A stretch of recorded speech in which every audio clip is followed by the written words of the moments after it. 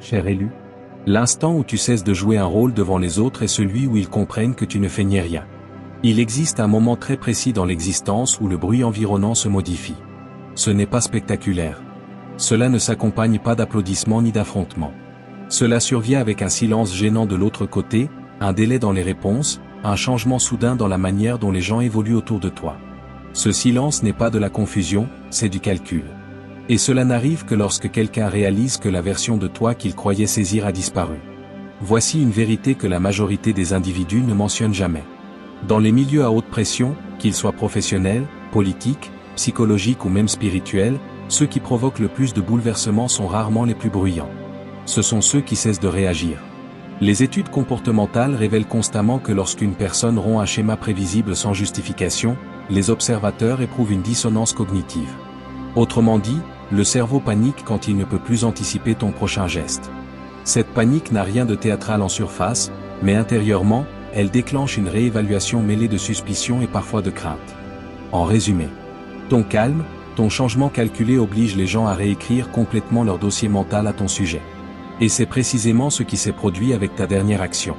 Tu ne l'as pas annoncé, tu ne l'as pas dramatisé, tu n'as pas convoqué de réunion, rédigé de longs messages ou posté de citations énigmatiques en prétendant l'indifférence alors que c'était l'inverse.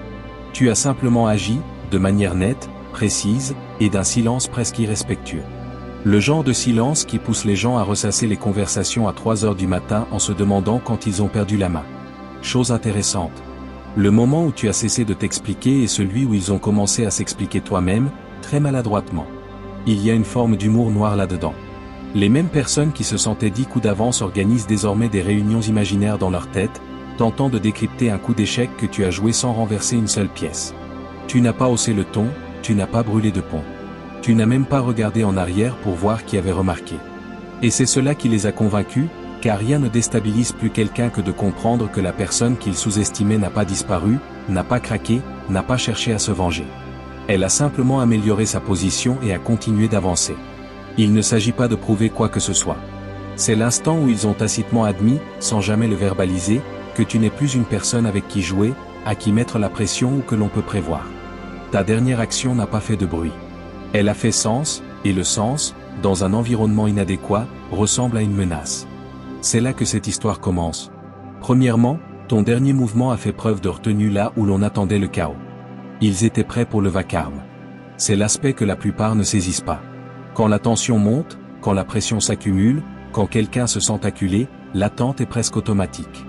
Une réaction, de la colère, des explications, des messages chargés d'émotions, des décisions impulsives ou au minimum quelque chose d'assez fort pour confirmer qu'ils avaient encore accès à toi. Le chaos aurait été familier. Le chaos t'aurait rendu prévisible, et la prévisibilité est réconfortante pour ceux qui veulent garder le contrôle. Tu as plutôt choisi de marquer une pause. Non par peur, non parce que tu étais perdu, mais parce que tu savais que réagir ne servirait que l'instant présent, pas le résultat final. Cette pause n'était pas passive. Elle était délibérée.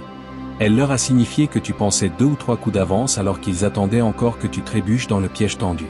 La retenue est inconfortable pour les observateurs car elle leur enlève tout levier. Quand tu n'exploses pas, ils ne peuvent pas pointer ton comportement et affirmer tu vois, c'est bien ce qu'il est. Quand tu ne te précipites pas pour te défendre, ils perdent la satisfaction de te voir t'épuiser à expliquer ce qu'ils avaient déjà décidé de ne pas comprendre. Tu le leur as refusé, et ce refus les a contraints à rester seuls avec leurs propres suppositions. La vérité, c'est que la retenue exige plus de force que la réaction. N'importe qui peut réagir. La réaction est automatique. C'est de la mémoire musculaire émotionnelle. La retenue, en revanche, exige de la conscience. Cela signifie que tu as reconnu le piège, compris les conséquences d'un engagement et choisi de ne pas l'alimenter. Ce n'est pas de la faiblesse, c'est du contrôle. Ce qui les a vraiment déstabilisés, ce n'était pas ton silence ou ton visage impassible. C'était la réalisation que tu aurais pu semer le chaos et que tu as choisi de ne pas le faire. Cette prise de conscience a renversé la dynamique de pouvoir. Soudain, tu n'étais plus quelqu'un qui agit par impulsion. Tu étais quelqu'un qui sait retenir, rediriger et attendre. Et ceux qui attendent pendant que les autres se précipitent gagnent généralement par défaut. Ta retenue a aussi envoyé un message silencieux. Tu n'es pas gouverné par leurs attentes. Tu ne bouges pas simplement parce que le moment l'exige. Tu bouges quand cela s'aligne avec ta position à long terme. C'est à cet instant que cela a fait tilt pour eux. Le chaos aurait été facile. Tu as choisi la discipline à la place, et la discipline est intimidante pour ceux qui prospèrent dans le désordre. Deuxièmement, tu as agi sans chercher de validation et cela a brisé leur scénario. Il y a un pouvoir caché à avancer dans la vie sans avoir besoin que quiconque approuve, acquiesce ou soit témoin de tes actions. La plupart des gens fonctionnent en boucle de feedback constante. Ils veulent des réactions, des approbations, des accords ou même juste une reconnaissance pour confirmer que ce qu'ils font compte. Lorsque quelqu'un était habitué à te contrôler, te prévoir ou te manipuler, il dépend de tes réactions pour se sentir aux commandes. De tes choix, de tes émotions, de ton succès. Il s'attendait à avoir une place au premier rang. Il s'attendait à ce que la validation fasse partie du contrat. Ce qu'il n'attendait pas, c'est que tu agisses en toute indépendance de son regard. Tu ne t'es pas expliqué, tu ne t'es pas justifié. Tu n'as demandé à personne si ton geste était sensé ou acceptable. Tu as simplement fait ce qui devait être fait. Ce manque de recherche d'approbation n'était pas de l'arrogance, c'était de la clarté. Tu savais que la valeur de tes actions n'augmentait ni ne diminuait selon leur perception. Cette réalisation est désorientante pour quiconque a construit un récit autour du contrôle sur toi.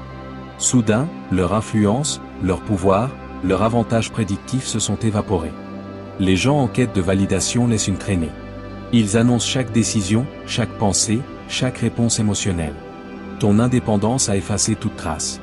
Il n'y avait rien à analyser, rien à exploiter, rien à manipuler. Ils ont compris trop tard que la version de toi qu'ils croyaient saisir, réactive, dépendante, malléable, n'avait jamais existé. Tu as brisé leur scénario non par la confrontation, non en prouvant qu'ils avaient tort, mais simplement en existant selon tes propres termes. C'est pourquoi ton mouvement a été si perturbant. Il les a forcés à se retrouver en position d'incertitude. Ils ne pouvaient plus te prévoir, te contrôler ou te presser car tu n'avais plus besoin de leur reconnaissance pour avancer.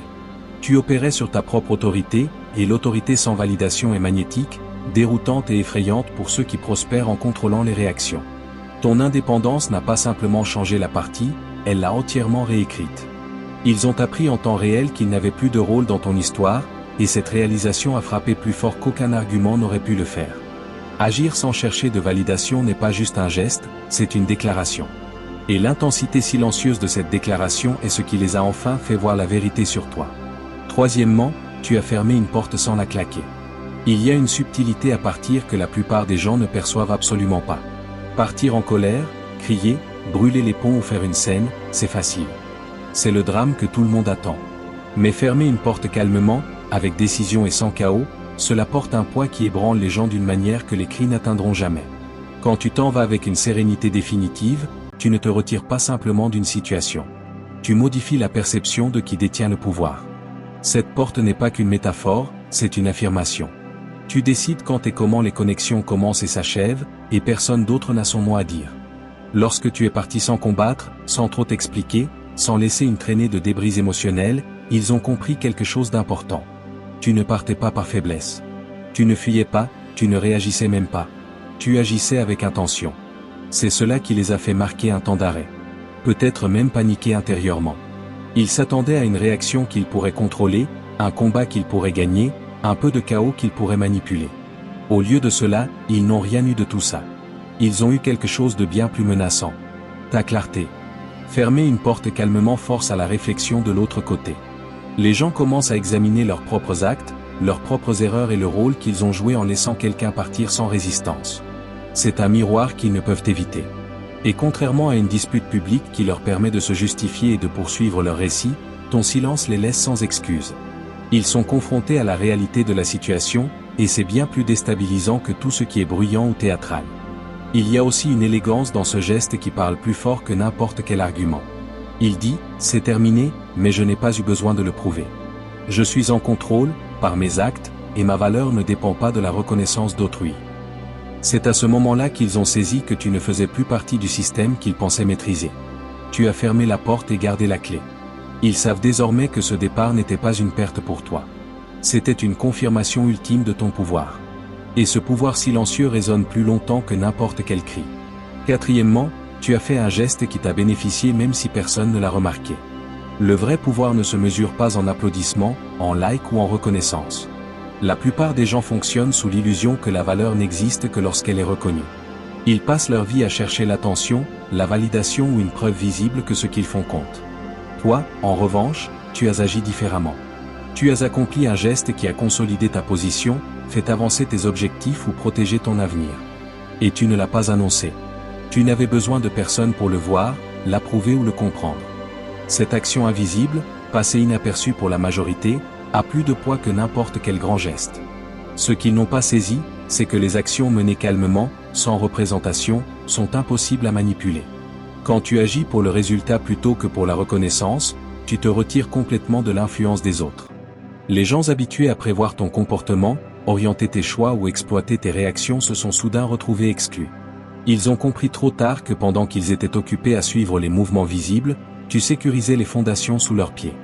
Ce mouvement silencieux et invisible parle plus fort que toute confrontation ou déclaration car il démontre de la prévoyance et de l'autonomie. La beauté réside dans la psychologie du travail invisible. Personne ne peut saper ce qu'il ne connaît pas. Ils ne peuvent pas le contester, le discuter ou le manipuler. Ta victoire invisible les force dans une position inconfortable de confusion. Ils commencent à douter de leurs suppositions, de leur pouvoir et même de leur propre pertinence dans ta vie. Tu n'avais pas besoin qu'ils remarquent pour gagner. Et c'est précisément ce qui rend cela brillant. En agissant sans spectacle, tu as montré un niveau d'indépendance qui perturbe le contrôle. Tu as bougé stratégiquement, délibérément et sans te soucier de l'interprétation. Cette combinaison d'efficacité et de détachement l'a rendu indéniable. Tu opères selon tes propres règles, et quand les gens finissent par comprendre ce que tu as fait, il est trop tard. Ils restent là à observer les résultats sans saisir la méthode. Tu as bénéficié silencieusement, profondément et de manière permanente. Et c'est cela qui les a convaincus, sans l'ombre d'un doute, que tu n'es pas simplement présent dans le jeu. Tu le définis. Cinquièmement, tu ne les as pas exposés alors que tu en avais le pouvoir. Il y a un moment dans chaque conflit où tu réalises que tu détiens toutes les cartes. Tu connais les vérités qui pourraient changer les opinions, révéler des secrets ou démolir des façades soigneusement érigées. La plupart des gens utiliseraient ce pouvoir de manière impulsive, que ce soit par colère, vengeance ou la simple satisfaction de prouver qu'ils ont raison.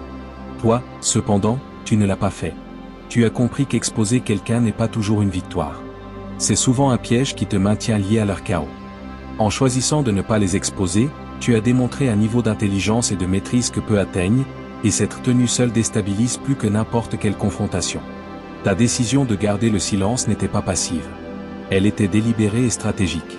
Elle leur a signifié, sans un mot, que tu es capable de démanteler complètement leur récit mais que tu n'en as pas besoin. Tu as l'information, la clarté et le levier, mais tu n'es plus intéressé à les utiliser pour nourrir un ego ou te justifier. C'est terrifiant pour quiconque a bâti son pouvoir sur le secret, le mensonge ou la manipulation. Ils ont réalisé que leur tentative de te provoquer ou de te contrôler avait échoué. Tu n'étais plus leur participant.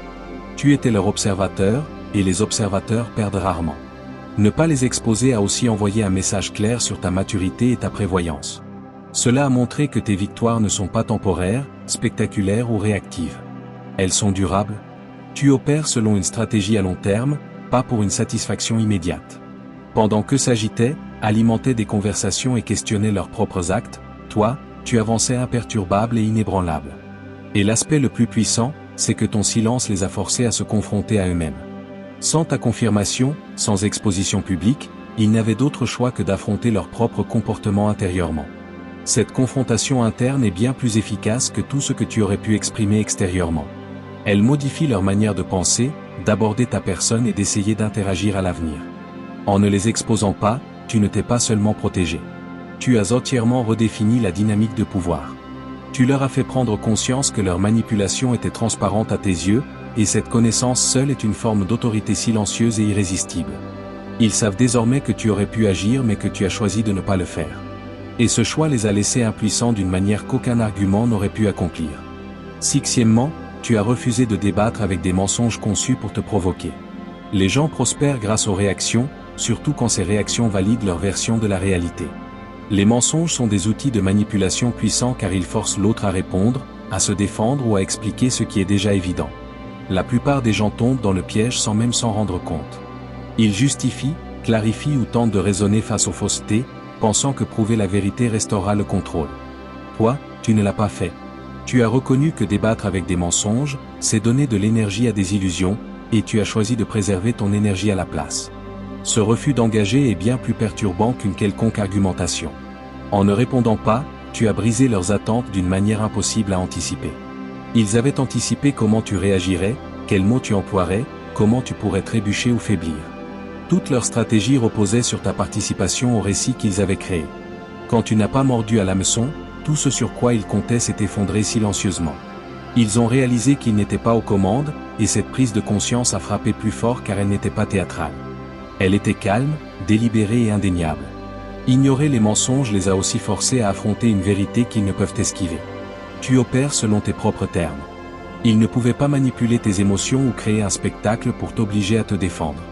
Leurs mensonges conçus pour provoquer n'ont fait qu'exposer leurs propres faiblesses à tes yeux.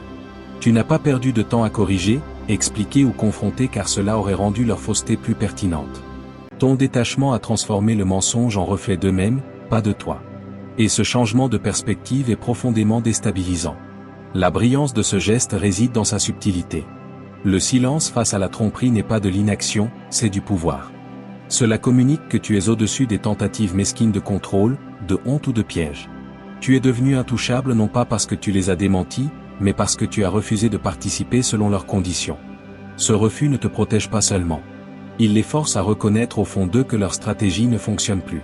Tu as transformé les mensonges en miroir et la provocation en insignifiance. Et c'est à ce moment-là qu'ils ont su. Ils t'ont sous-estimé à leurs risques et périls. Septièmement, tu as avancé sans expliquer ta guérison.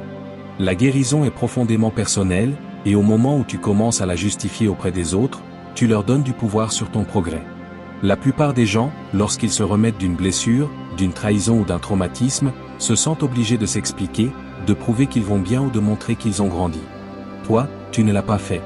Tu n'as pas envoyé de mise à jour, posté d'allusions subtiles ou forcé qui que ce soit à contempler ta transformation.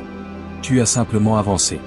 Cette décision seule a modifié l'équilibre des forces car elle leur a refusé la capacité de te suivre, de contrôler ton récit ou de mesurer ta progression selon leurs attentes. En avançant calmement, tu as révélé quelque chose qu'ils ne pouvaient digérer facilement. Ta force n'est pas performative. Tu n'as pas besoin de témoins pour valider ta croissance et tu ne cherches pas d'approbation pour confirmer ton rétablissement. Cette indépendance est déstabilisante pour quiconque prospère grâce à l'influence ou qui supposait autrefois avoir un levier sur toi. Lorsque les gens sont habitués à suivre, juger ou prévoir tes réponses, ta progression silencieuse devient confuse et menaçante. Ils commencent à se demander comment quelqu'un qu'ils pensaient comprendre peut s'élever sans fanfare, sans annonce, sans rien prouver. Ton choix a aussi exposé leur mécompréhension de ta personne. Ils supposaient que tes luttes passées définiraient ton présent, que ta guérison serait visible, que tu plierais ton processus à une forme qu'ils pourraient reconnaître. En refusant d'expliquer, tu les as forcés à affronter la vérité. Ta transformation existe selon tes termes, pas les leurs. Ils peuvent spéculer, mal interpréter ou tenter de minimiser, mais ils ne peuvent pas l'affecter. Cet avancement silencieux est plus puissant que toute confrontation ou déclaration, car il montre la maîtrise de soi plutôt que la maîtrise des autres. Tu as traversé ta douleur et en es sorti plus fort sans dépendre de qui que ce soit pour le reconnaître. Et c'est là qu'il réalise quelque chose de fondamental. Ton progrès est imparable, interne et intouchable. Tu n'avais pas besoin de prouver ta guérison à quiconque. Et en choisissant de ne pas le faire, tu as révélé un niveau d'autonomie et d'autorité qui laisse les autres s'agiter pour comprendre ce qu'ils ne peuvent influencer. Tu as avancé silencieusement, et cela seul est devenu ta déclaration la plus forte. Huitièmement, tu es devenu plus difficile à lire, pas plus froid. Il y a une différence entre être distant et être insaisissable. Et tu as maîtrisé ce dernier. Les gens sont habitués à la prévisibilité. Ils comptent sur les schémas, les réactions et les indices émotionnels pour savoir où ils en sont avec toi. Ils s'attendent à te comprendre, à anticiper ton prochain mouvement, à exploiter les moments où ils pensent déceler une faiblesse. Ce que tu as fait, c'est changer toute la dynamique sans te fermer. Tu n'es pas devenu froid ou détaché. Tu es devenu délibéré, mesuré et impossible à prévoir. Ce changement subtil est bien plus désorientant que n'importe quelle démonstration de colère ou de distance.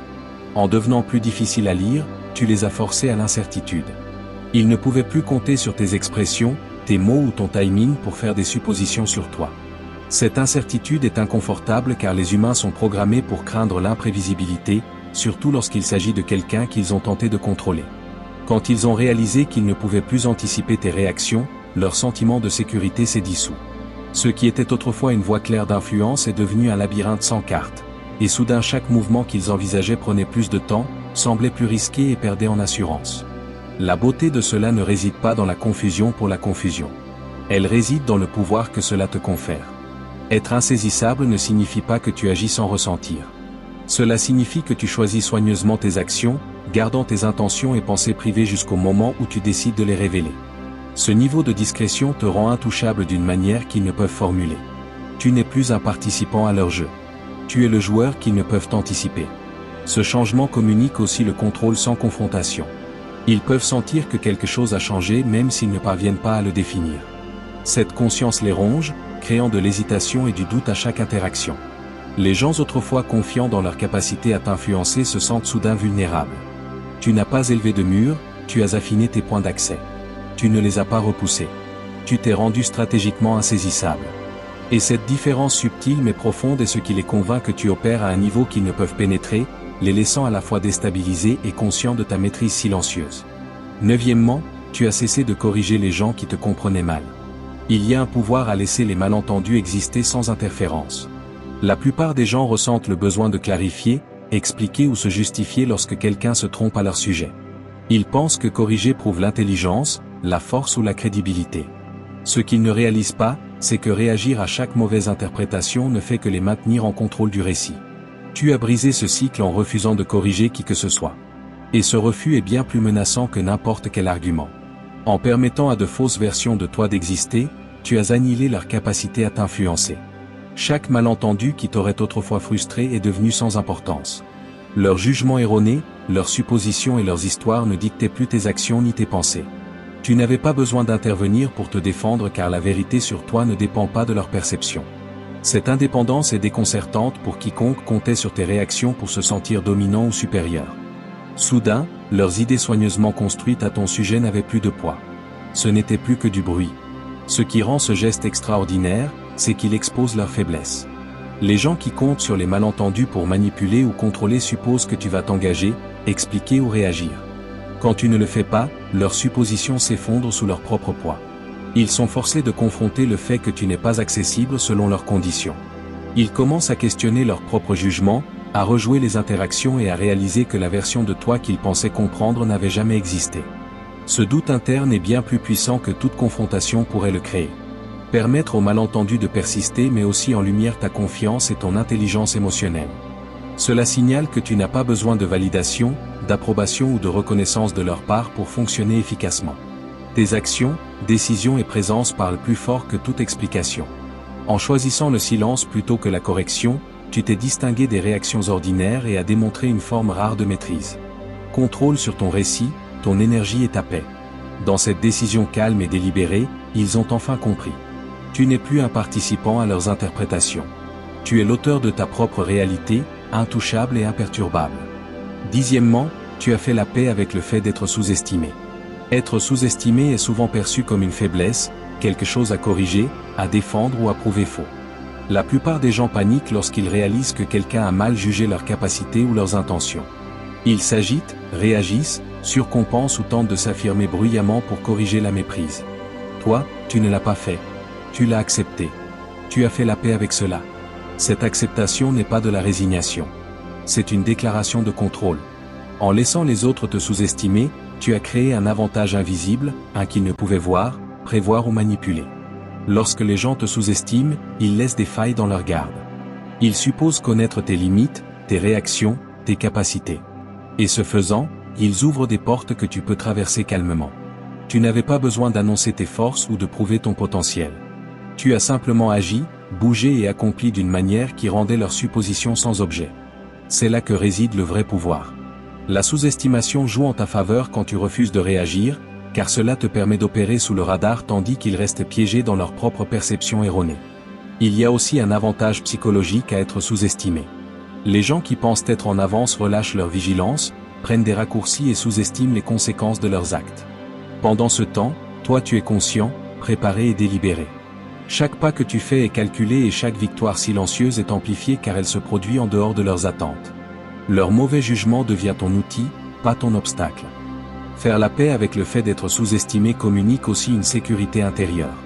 Cela montre que ta valeur personnelle, ta stratégie et ta trajectoire sont indépendantes de l'opinion d'autrui.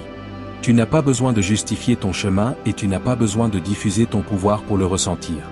Cette confiance silencieuse déstabilise quiconque compte sur la perception pour influencer les résultats. Ils commencent à se questionner eux-mêmes, leurs suppositions et leur compréhension de ton potentiel.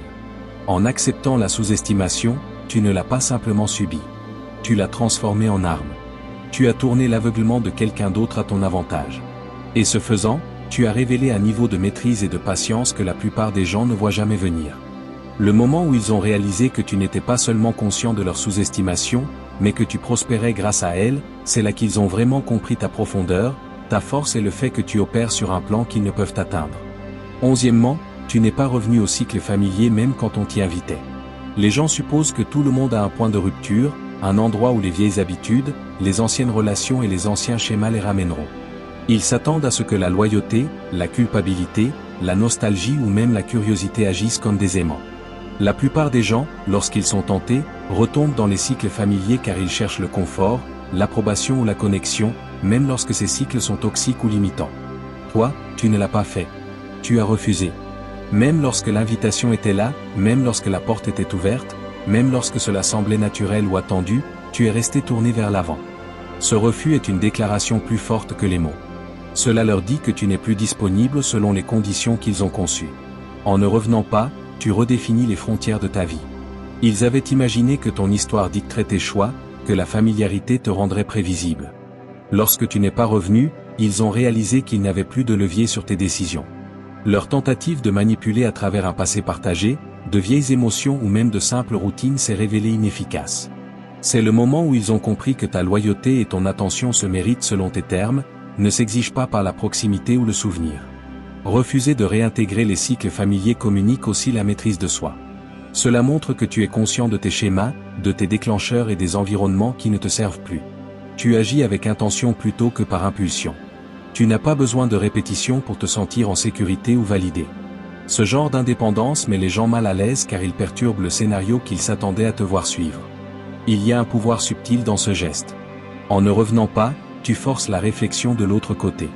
Ils se retrouvent à considérer ce qu'ils ont perdu, ce qu'ils ont mal géré et pourquoi ils ne peuvent plus te prévoir ou te contrôler. Chaque invitation que tu as déclinée renforce l'idée que tu avances plus fort et détaché. Tu n'avais pas besoin de l'annoncer. Ton absence était le message.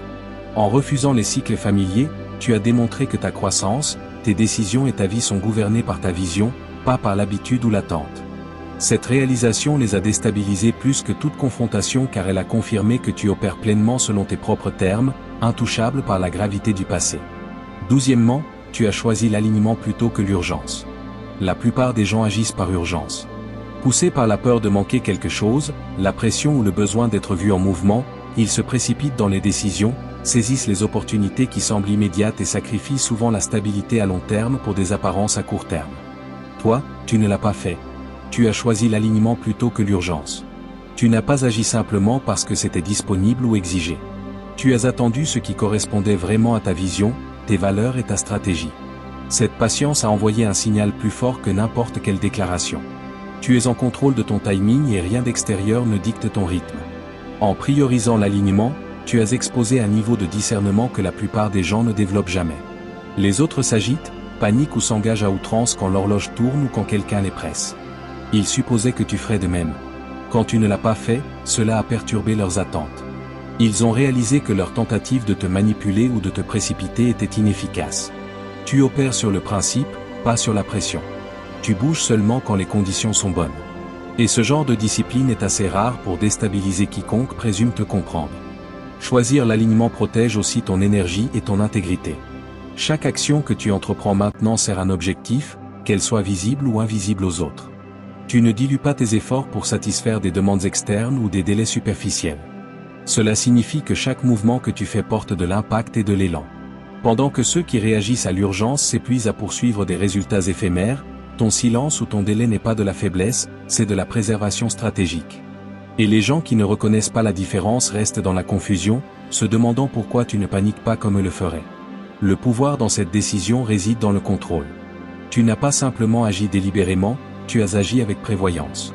En valorisant l'alignement plutôt que la réaction immédiate, tu as signalé que ta vie est orchestrée selon tes termes et tes décisions ne sont pas négociables. Ce ne sont pas des suggestions ou des réponses, ce sont des déclarations.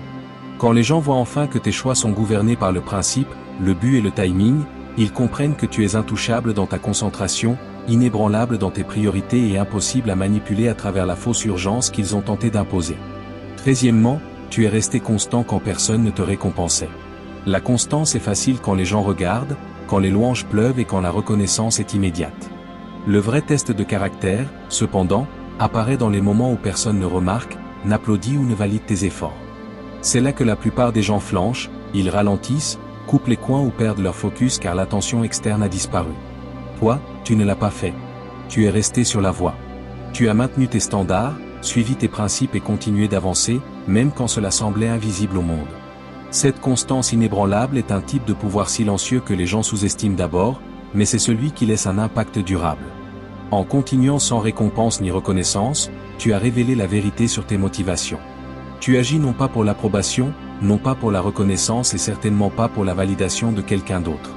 Tes actions sont ancrées dans l'intégrité, le but et l'autodiscipline. Cette réalisation est désorientante pour quiconque compte sur des indices externes pour mesurer l'influence ou le contrôle. Ils se retrouvent à observer, réalisant que rien de ce qu'ils font ne peut te faire dévier, manipuler ton énergie ou dicter ton rythme. Ta constance devient une déclaration silencieuse. Tu n'es pas réactif. Tu es autodirigé. La beauté de cette approche, c'est qu'elle construit un élan indépendant de la perception. Les gens qui opèrent pour l'attention créent des résultats fragiles, temporaires et souvent performatifs. Toi, en revanche, tu crées des résultats durables car ton focus est interne, tes standards sont non négociables et ta vision est claire. Le monde peut ne pas le voir immédiatement, mais tes actions s'accumulent calmement, laissant ceux qui t'ont sous-estimé s'agiter pour rattraper quand les résultats finissent par apparaître. Rester constant sans récompense communique aussi la confiance et l'autonomie. Cela montre que ta valeur n'est pas liée à la reconnaissance de quiconque. Tu n'as pas besoin d'applaudissements pour valider ton effort et tu n'as pas besoin de reconnaissance pour te sentir accompli. Ce niveau d'indépendance déstabilise les gens habitués à influencer les autres à travers l'approbation, les louanges ou l'attention. En prouvant que ta discipline existe indépendamment du public, tu as démontré une rare maîtrise de soi, une qui ne peut être ébranlée, discutée ou diminuée. Dans cette constance, tu as révélé une force silencieuse, immuable et entièrement tienne. 14e, tu les as laissés sans aucun levier. Le levier est la monnaie du contrôle. La plupart des gens opèrent dans les relations, situations ou conflits en créant de petits crochets, déclencheurs émotionnels, secrets, attaches ou réactions prévisibles qu'ils peuvent tirer pour influencer les autres. Ils comptent sur ces points d'accès pour maintenir le pouvoir.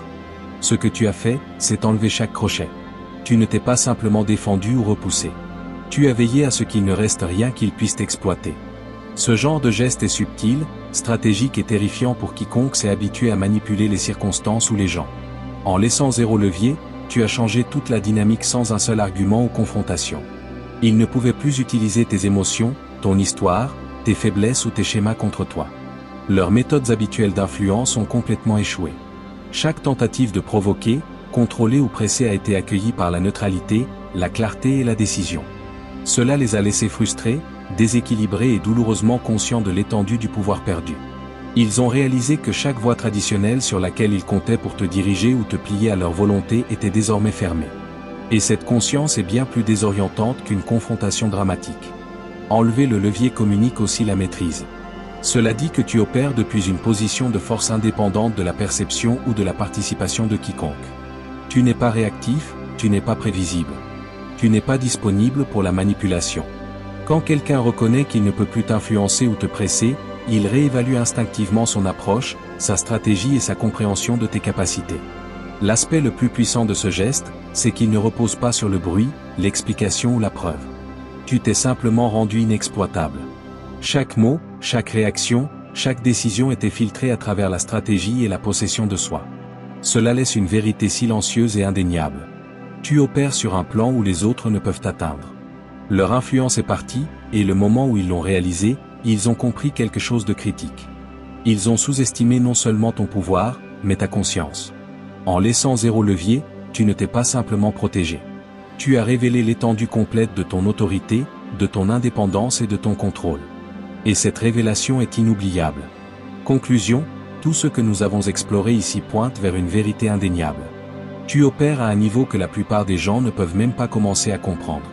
Chaque geste que tu as accompli ou la retenue face au chaos attendu, les victoires silencieuses, le refus de réagir aux mensonges, l'avancement prudent sans explication, la maîtrise du timing et l'élimination de chaque point de levier, était une déclaration. Pas bruyante, pas clinquante, mais absolue.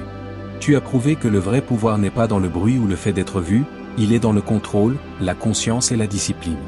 Tu leur as fait comprendre que l'influence sur soi-même surpasse l'influence sur les autres et que l'indépendance vaut plus que les applaudissements. Chaque stratégie que tu as employée a exposé une réalité fondamentale à ton entourage. Tu ne peux pas être manipulé, sous-estimé ou provoqué pour servir le récit de quelqu'un d'autre. En bougeant délibérément, calmement et avec un focus inébranlable, tu as modifié les dynamiques en ta faveur sans que personne ne s'en rende compte jusqu'à ce qu'il soit trop tard. Les gens qui pensaient autrefois avoir le contrôle sur tes actions se retrouvent désormais à deviner, douter et recalculer chaque mouvement. C'est la véritable marque de la maîtrise. Ton impact ne se ressent pas dans les théâtralités mais dans la recalibration silencieuse de ceux qui pensaient te comprendre. Tu as démontré que le pouvoir n'est pas une performance, c'est un état d'être. Tes choix, ta constance, ton alignement et ton indépendance ont réécrit les règles d'engagement dans chaque interaction. Tu n'es plus un joueur sur l'échiquier de quelqu'un d'autre. Tu définis le jeu, tu bouges stratégiquement et t'assures que chaque pas en avant renforce ta position. Ce qui était autrefois supposé, attendu ou tenu pour acquis est désormais reconnu. Tu opères selon tes propres termes, intouchable et inattaquable. Si cela résonne en toi, prends un moment pour laisser cela s'imprégner, car comprendre ton propre pouvoir est la première étape pour le manier pleinement. Assure-toi de t'abonner à la chaîne pour ne jamais manquer des insights comme celui-ci. Like cette vidéo si elle t'a parlé. Commente tes pensées ou expériences ci-dessous. Nous voulons t'entendre sur comment tu as mis en place tes propres stratégies de contrôle et d'indépendance. Et partage cela avec quelqu'un qui a besoin de réaliser sa propre force, car comprendre la profondeur de ton influence n'est pas seulement puissant, c'est transformateur. Continue d'avancer inébranlable et rappelle-toi toujours que ton dernier mouvement a déjà changé la partie. Que Dieu te bénisse.